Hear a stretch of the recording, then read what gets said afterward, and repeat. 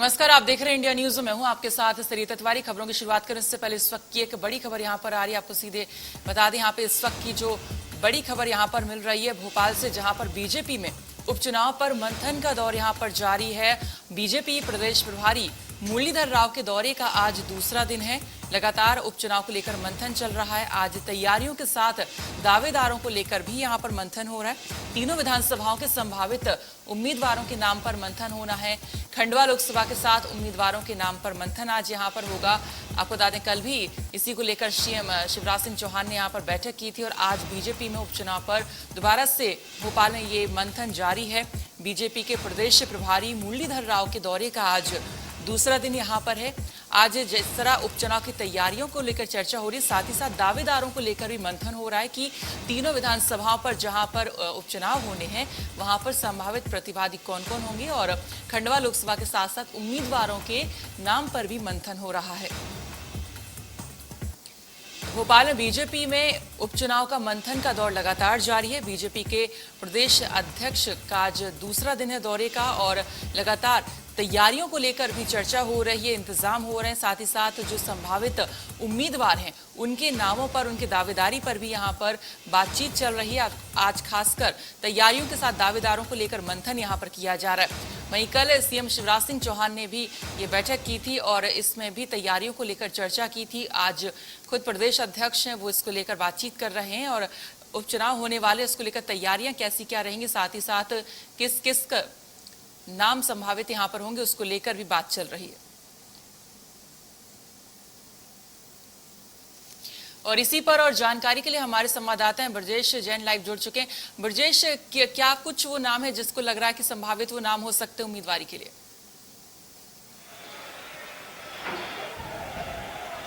बिल्कुल, देखिए कोई भी सिंगल नाम नहीं है। पैनल अलग अलग विधानसभा सीटों के लिए और लोकसभा के लिए तैयार किए गए हैं जिन पर चर्चा की जा रही है। एक एक जो सीट है, एक एक पैनल है, उसमें 5-5 नाम रखे गए हैं जो प्रमुख तौर से जिन पर आज दूसरे दिन भी मंथन जारी है सरिता। और कल जो है वो प्रभारी तय किए गए थे। आज जो है वो चुनाव की रणनीति पर लगातार चर्चा की जा रही है। प्रदेश प्रभारी मुरलीधर राव और जो राष्ट्रीय सह संगठन महामंत्री हैं शिव प्रकाश वीडी शर्मा और सुहास भगत के बीच यहाँ पर चर्चा चल रही है।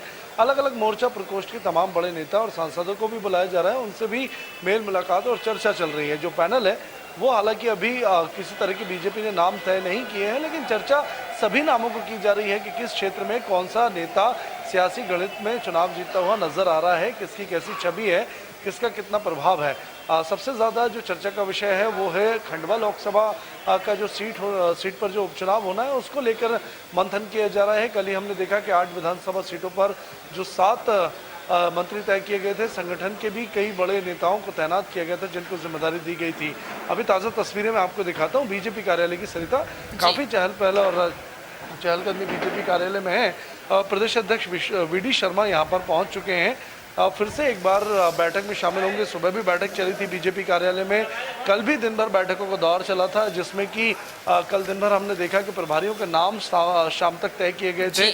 खंडवा लोकसभा सीट के लिए 7 मंत्रियों को जिम्मा दिया गया था, कई बड़े नेताओं को साथ में उतारा गया, सांसदों को जिम्मा दिया गया।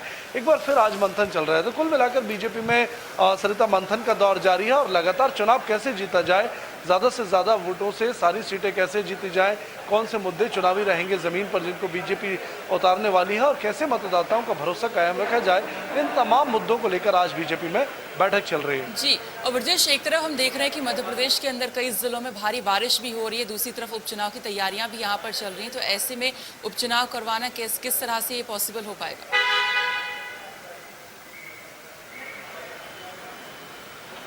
बिल्कुल, देखिए हालांकि अभी चुनाव का कोई शेड्यूल या कार्यक्रम डेट नहीं आई है अभी चुनाव आयोग की तरफ से, लेकिन मुझे लगता है जल्द ही अगस्त के महीने के पहले या दूसरे हफ्ते में डेट घोषित हो जाएगी। इसके बाद एक डेढ़ महीने के बाद मध्य प्रदेश में चुनाव हो सकेंगे।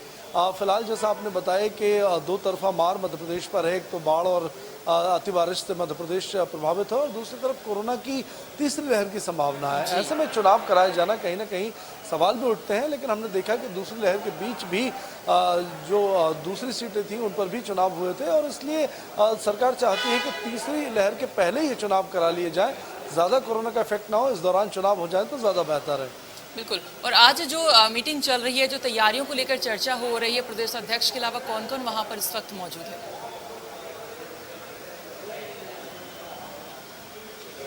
देखिए, कल प्रदेश प्रभारी मुरलीधर राव पहुंचे थे। इसके 2 दिन पहले हम बात करें तो प्रदेश के सह प्रभारी और राष्ट्रीय संगठन महामंत्री शिव प्रकाश भी पहुंच चुके थे। वो 3 दिन से भोपाल में ही थे।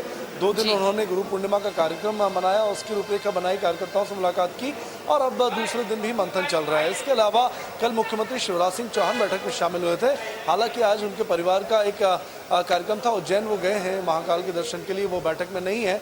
लेकिन प्रदेश अध्यक्ष वी डी शर्मा के साथ प्रदेश के संगठन महामंत्री सुहास भगत, सह संगठन महामंत्री हितानंद शर्मा समेत तमाम जो कोर कमेटी है उसके पदाधिकारी बैठक में मौजूद है। लगातार मंथन किया जा रहा है और चर्चा इन तमाम मुद्दों को लेकर है जो अभी हमने डिस्कस किए हैं। बिल्कुल। और खंडवा लोकसभा के साथ साथ बताया जा रहा है कि उम्मीदवारों के नामों पर भी मंथन हो रहा है। हालांकि उम्मीदवारों के नाम यहाँ पे सामने नहीं आए। खैर, बहुत बहुत शुक्रिया आपका पूरी जानकारी के लिए।